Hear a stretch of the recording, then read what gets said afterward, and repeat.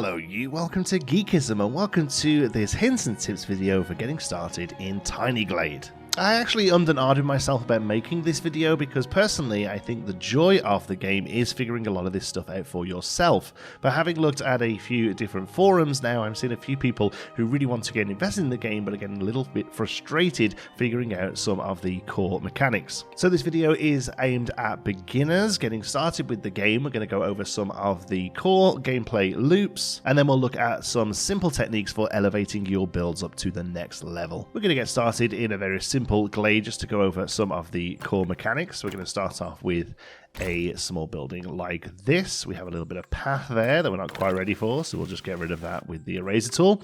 Okay, so when you place down a building, there are a few different ways you can interact with it. The first one is using the basic controls that you have just by sort of leaning over the building like so. Using the directional buttons on the roof, you can drag your mouse a few different ways to have the roof go up, down. You can change it to be convex or concave. That's the angle of the curve on it. You can take it right up or right down to be flat. Also, you can bring out individual walls. And if you go to a corner, you can rotate the building. So those are just the basic movements. If you want to be a bit more in-depth, you can right-click on the building and then you get the full tools. Basically the same tools, just having a little bit more finesse about them. The main differences are that as well as being able to lift the roof up and down, you can bring these points in here to bring us to a gabled roof or to a individual point or anywhere in between. And if you have it open, you can use the two rotation arrows here. Clicking those will change the angle of that roof piece. Again, you can still move each wall out. You can click the four arrows here. This is all just clicking and dragging to make this happen. Rotation is still there. The big difference here then is you can lift the height of the building.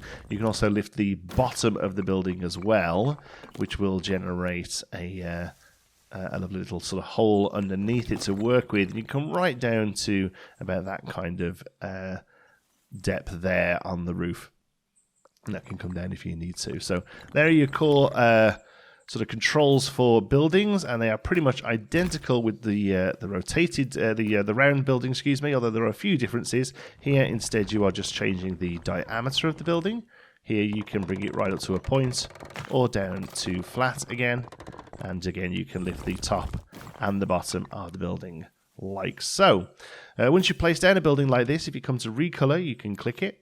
And it has lots of options. Not only is it colored options for the sort of stucco style wall, you can give it a brick pattern as well. You can then also come down and give it a completely plain pattern. This one here that adds a little bit of brick trim, or you can actually have it as a half wood building as well with some timber structures. If you do have it as half wood, you'll see that it changes a lot of the building. It gives you these wooden pillars instead of the stone pillars. And then if you go back into the color options, you now have a second row of colors which is specifically just for the wood. So you can come in and change the wood color. You can still also give it the stone texture. I think that looks quite nice as well. If at this point you can also change the roof color as well, obviously. If at this point you want to change the concave or convex nature of the roof, you do actually come out of this menu. You can't do that in this menu here, this more detailed movement menu. You have to come out of it and then just hover over it, and at that point you can change it. And with a little bit of tweaking between the two menus, you can get something that looks like it's like a grain silo, I suppose. So as well as the two main structures, the other tools you have at your disposal are a wall tool and now also a fence tool. Both of these work in pretty much a similar way. As you can see, you can just draw them around like so. You can then go into them and adjust the height of both. Obviously, the fence only goes up so high. It's meant to be a sort of more rustic wooden fence as opposed to the brick that can actually go pretty impressively tall. There we go. And also you can come into those with a right click, just like you could with the other buildings for a little bit more finesse. You can now actually drag out each individual node, we would call these. And once you've done that, you can also use the scissors here somewhere to click, and then that will actually break these into two pieces. This now is separate. So literally just cutting it as you would with a pair of scissors. And then all of this happens also on here. Again, the same sort of thing. You can make all of these separate. you can come in and bring in each individual node if you wish to as well. So that's how you create walls and fences. To create gaps in those walls and fences, or archways or gates, you're going to use the path tool. So coming into the path tool, you can just draw this down as you would expect. It creates this beautiful sort of rustic dirt path. If at any point this path intersects the wall, it will generate a archway for it in the wooden fencing. That creates a cute wooden archway. And then this is also how you generate doors. I've seen a lot of people struggle to make doors.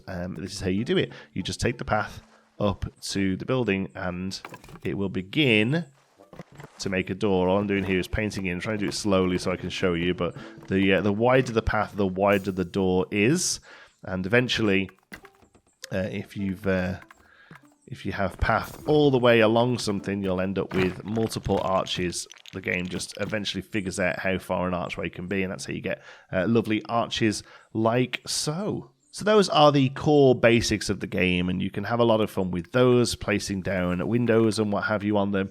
Now we're going to look at just sort of stepping it up a little bit and a few other options. Again, the real joy of this game is figuring out a lot of this stuff for yourself, so I'm not going to show everything that I think you can do in the game. In fact, I'm sure there's lots of stuff that I haven't found in the game yet, but there's a few things that I've had people message me, or I've seen a lot on forums about how to do, so I'm going to go over a few of those now. One of the big ones is how to do doorways that aren't on the ground level using the paths that we just saw. So we're going to show that first of all, and the way we do that is we're actually going to place down a couple of buildings that sort of clip into each other. You'll see that they can snap, and then we're going to come into this building here, and we're going to make this a flat roof. We're going to come into this building here. I'm just sort of clicking these individually, and we're going to bring that up like so. And there we now have a beautiful little balcony. So to place a door here, you'll see there is nowhere with a door option. You can place a door on the ground level by drawing path up to it like so, but to do a door on a higher up level, you actually are going to use a window. You'll see you can place windows down. These things here will automatically generate. If you place the window so that it is touching, you'll see it actually changes as we come down. So as it is touching the ground, there we go. It makes a door. It's as simple as that. It'll only work where there's somewhere the door can get to. Obviously, it'll try and do it where it can. Here, there is a wall below it technically, although that wouldn't look great, I don't think. So instead, we'll have a window there. And this is really the main gameplay loop of the whole thing, really, is that the items are going to adjust depending on where you're placing them. So here we can see a window. If that window touches the floor, it becomes a door. If that window comes up into the roof, it becomes a lovely little dormer window. If you place down multiple windows next to each other, they will attempt to grow bigger. You can go up to 3. This happens on lots of different windows. Here, what's happening here is the door it's finding the edge here. You see, it's finding this bottom one. So sometimes the game will try hard to do something that you perhaps don't want it to do. This also happens up here as well. These will all drag together, and you should be able to make lots of different lovely options with windows and what have you. And then all of this stuff is random. If you place this down, it places something you don't want there. You can actually rotate through the windows, and as you do, it will generate different things. Some of the windows also have different options as well. As you see there, there's a window that has cloth. There's a window that has flower bed, a little sort of flower planter, and then there's a plain window. If you have a window with cloth hanging out, something drying there, and you have another one with cloth hanging out of it, you'll see that's what this one is here. There's a white cloth on it. The game will try and draw laundry between the two, and I genuinely think that's my favorite thing in the whole game. So the path tool in the game is pretty much a one-size-fits-all. It just generates this lovely dirt path where the grass isn't. You can do larger areas of it to get sort of like a little town square or whatever. You'll get some random little stones appear within it. You can also do 2 thin lines next to each other, and you get a real nice looking sort of wagon track going out of the village as well, which is really fun.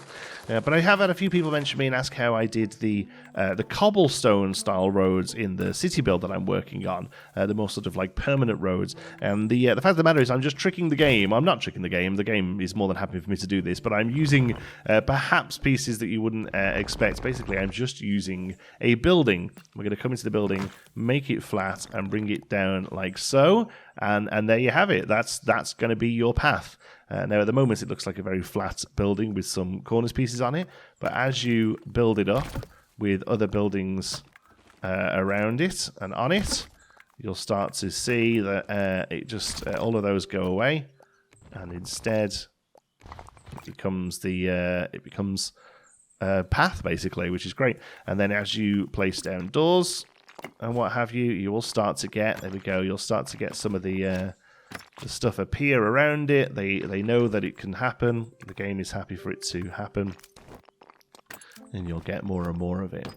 There we go, got a little pitchfork there. And yeah, you can, we get a nice little chair, look at that, how cute. Now, the other thing I've seen people ask me is a lot of this stuff that always appears next to a wall, as close to the wall as it can. How do you make it spread out and appear more? Because some of my sort of open areas in the game have a lot more of this stuff. One thing you can do is with a window on the ground here, or on the top of the flat roof, I suppose, this will occasionally also generate stuff as well. Again, sometimes you just have to kind of pull it around or whatever, but eventually you'll get some stuff there. We have a bench there, which we can see better if we have a path around it. Adorable. There we go. Also steps. If you just do path up to a building like this, you'll get steps. A lot of people asking about steps. That's how you do that. Sorry, this video is going to kind of all be over the place. I haven't really made that many notes.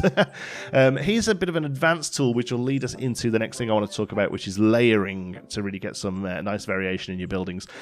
This is nice to have stuff around. I don't love the fact that there are trapdoors everywhere. So what we're going to do, we're going to cheat the system here. We're going to try, again, I'd say cheat the system. The game is more than happy for you to do this. We're actually going to hide those trapdoors. So what we're going to do is place down a building on top, and we're really just going to generate the same floor again using this building. So we'll bring it out to how big it needs to be, so it covers up everything. All of this stuff is going away, but do not panic, it will be back. Drag it out so that happens, and then all we do is bring this down so that it's just above the frames there. You can see them just poking through, so we'll rise it just a tad. There we go. And then all of the window frames are hidden, but all of the stuff still populates the path there. And again, the game will decide where these go, and there's only so much you can do about it. But I think that's a nice way of just sort of making a slightly busier looking little plaza, I think. So that's good fun. At this point, you should be making some really quite pretty builds. The way to really elevate them, though, I feel, is by making the most of layering in the game. Basically using multiple versions of the same prop over and over again on top of each other with slight variations to get some really interesting looking builds. So we're going to start with a very simple little house. Boom. There we go. Already looks perfect, personally. The game is just incredibly good looking. But let's see if we can make it look a little bit more interesting. So what we're going to do, first of all, is come into the color mode, and we're going to give it a brick finish. Let's go for a nice light colored brick. That looks very pretty. We're going to come into the roof of it and drag the roof down so it's flat. I do eventually want this to have a gable roof, but for now this is actually going to be the first floor of the building. So we're going to drag it down just a tad, and we will also get a door into it so that we can get a bit of an idea of scale. There we go. So we now have a door. That's nice. Okay, so now we're going to put another building on top of this one for it to be our first floor. And the way we're going to do that is just come over with another building. The game will try its best to snap it to you, although it'll only ever snap on one run at once, so you have to do a little bit of a judgment call, but that's okay because we're actually going to have this building have a tad overhang anyway. So you'll see now I've placed another building on top. To make this a little clearer, we'll come in with the paint, and you're just going to try and select the top building. These dotted lines are very useful for seeing where you're actually clicking. So we're going to come into that top building, we're going to give it a wood finish. Again, still on that top building, we'll give it a nice bright stucco finish as well. I mean, this is already looking a million times better with the brick clipping there. The game does a very good job of not having Z fighting be too much of a problem. But we're actually going to come into this building here, and we're going to lift it up so that we have more of a specific actual sort of second floor. There we go. And now you have a very cute little sort of Tudor style building. That's stone at the bottom, the wood and stucco at the top. And again, you can stop there. Obviously, I would throw some windows around. You have to be a little careful because technically this thing sits at the bottom of a building there, so you have to lift your windows up a little. We'll talk more about those in a moment. But what I would do at this point now is I would come into this building and I would take each of these arrows and pull it out just a shy, so that it has a slight overhang, and eventually the game will figure out what you're trying to do, and it will give you these beautiful little cornices here. There we go. And by just having it overhang ever so slightly, I mean, you can go over a lot, you can go over a little. It really depends just on the style you're looking for, whether you want this to be a little bit more sort of fantasy or a little bit more realistic. But there you go. You can bring that out like that. And just all of these very slight variations in both texture and depth are what's going to make your buildings really start to pop. So because of that, we're actually going to place a third building in. This is all going to be the same thing. We're going to bring it up to here, and we're going to place it so it's a little higher, like so. You'll notice here that the building already matches the colours of the one that I've placed it onto. That's making the most of that snapping there, which is awesome. We're going to bring into this, and we're going to bring this down. We're actually going to build a little dormer here. Now, we already have this gorgeous little bottom here. This will, if you come low enough, will give you struts down to the ground. If you come a little higher, it will instead just bring them off the wall there. I actually just want them off the wall because this is actually going to end up being quite a small little addition. We're just going to have to keep tweaking all of these until we get a nice little cornice there. I'll bring that right down to about there. That's good. And then the roof has to come down, and we can actually pull this right out so we get a very sweet little dormer there. We'll bring this one down so the roof line matches. I would recommend doing that if you can. And there we go. We have a nice little dormer built on there as well. Very, very cute. You can actually take some time to do a few of these, I think, around the place.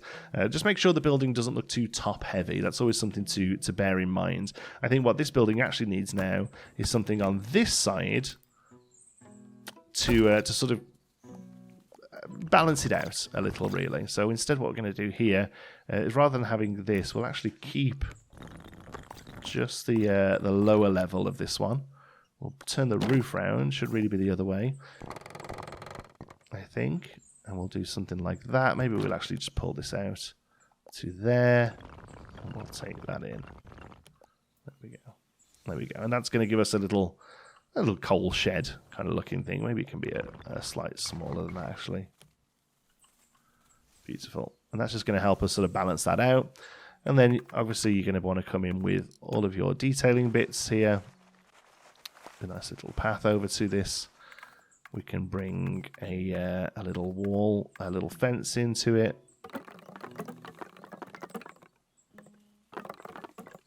Like so. There we go. I mean, all of this sort of stuff is really down to your personal preference. But really, you want to start getting a few windows in here now, so you can generate some pretty little bits in. Don't love the fact that that's double ladder. We'll instead have a beautiful little sunflower. That's great. Okay, let's talk about windows for a moment then. There's a few different things you can do with windows. Obviously, we showed you already that they can just sit here in as a dormer, and obviously they can go on the wall here. You are able to get them in between, actually, and they will interact quite nicely there. The roofs will sort of cave in for them a little bit, which is, oh, well, the roof's not caving in. It's looking nice, though. There we go. I did want to talk a little bit about using windows with the wood here, because I think a lot of people will have the urge to just kind of place these in the gaps that the wood has left for you, and that's fine. That's cute, I suppose. I do think, though, if you use these to affect the wood, you'll actually start to get some much more interesting patterns. Again, you don't really have control over this. It is going to be one of those things that you have to just kind of play around with and just see if you can generate some interesting looking patterns with the wood. And, you know, you might like them, you might not. It is one of those things that you are just going to have a little play around with. But even still, you can come up to here. I think we'll get a nice one here. That looks keys in the middle there. Maybe even a double window here, I think. And all the time you're just getting those little bits of wood extra coming in, and there's just little secrets that you've got to play around with and figure out. There we go. I think that looks really quite adorable. Chimneys are something you can place down. Chimneys, I'll be honest with you, they do interact a little bit confusing. They struggle a little bit with this idea of a tiered building. And you'll see here, if it attaches to the lower one, it clips into the upper. If it attaches to the upper one, it doesn't come down to the ground. That is fairly easily fixed, either by having the chimney just become a roof chimney, which I think is fine, or having it on one of the side buildings here, which I think it makes even more sense, because this building very much could be a sort of kitchen slash bakery or what have you on the side. If you really want it somewhere like this, what I would suggest is building the chimney on the upper floor, and then coming in with the wall and building a wall around that you can make look like the base of the chimney. So the way you can do that is very simply like that. You can just sort of draw it round to somewhere you're happy with.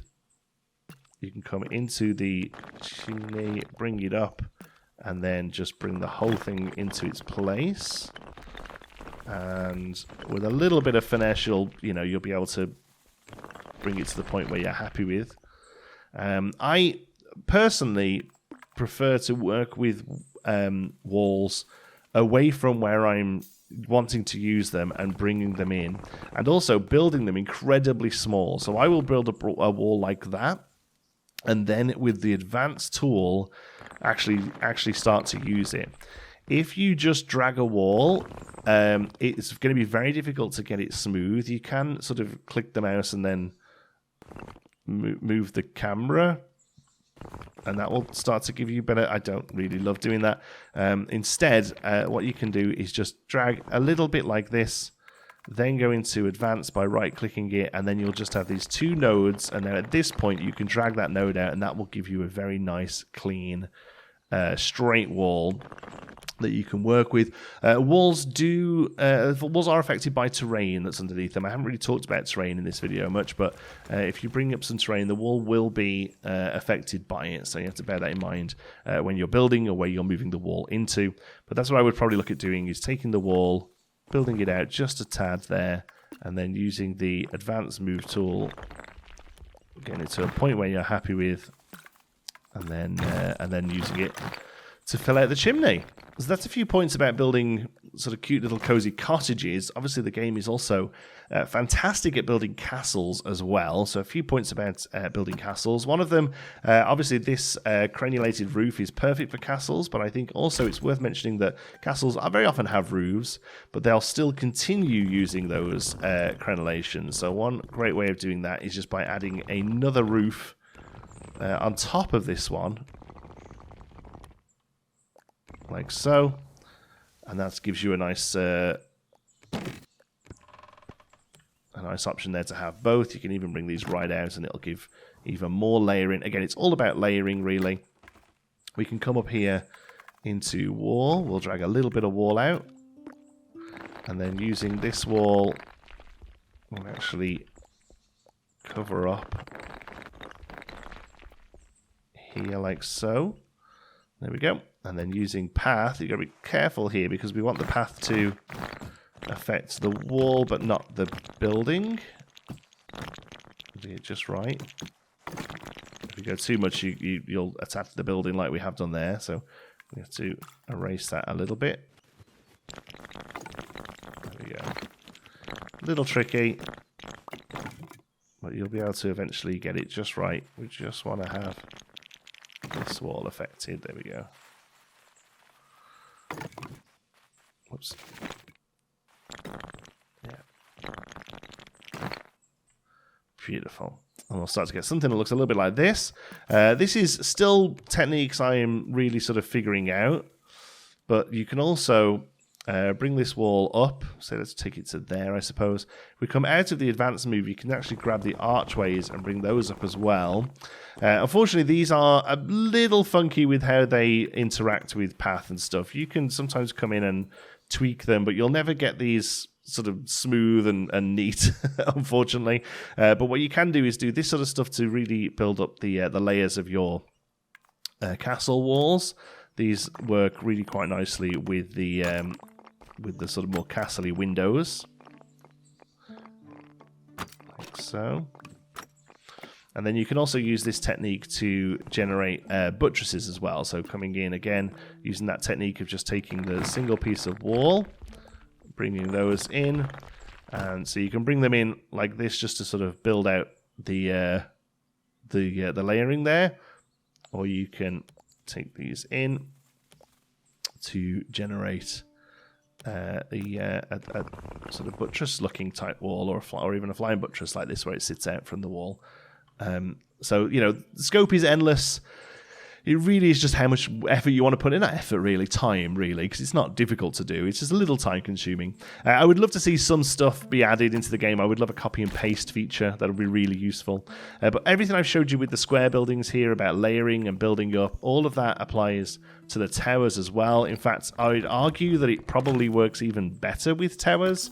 You can just keep coming up, finding the middle point there, coming in, adjusting the height and the sort of depth, what you're going to do with each piece, coming in, snapping it to here, or instantly making it thin, bringing it up a little more than that. There we go. You can then come in, we'll do another one. You can, and obviously all of these you should be going in and changing the colors of each one as well. We'll bring that right up to there. You'll see the eventually the supports there will disappear if you go thin enough, or you can make it thick enough so that they stay. Like, they look pretty good.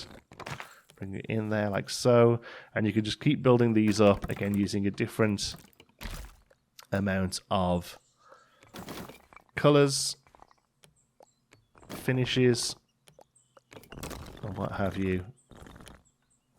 And then once the tower is built, you're then going to come back in with these beautiful windows. They will do their best to work with the spot you're putting them. If you bring them down to a level, you'll get doorways.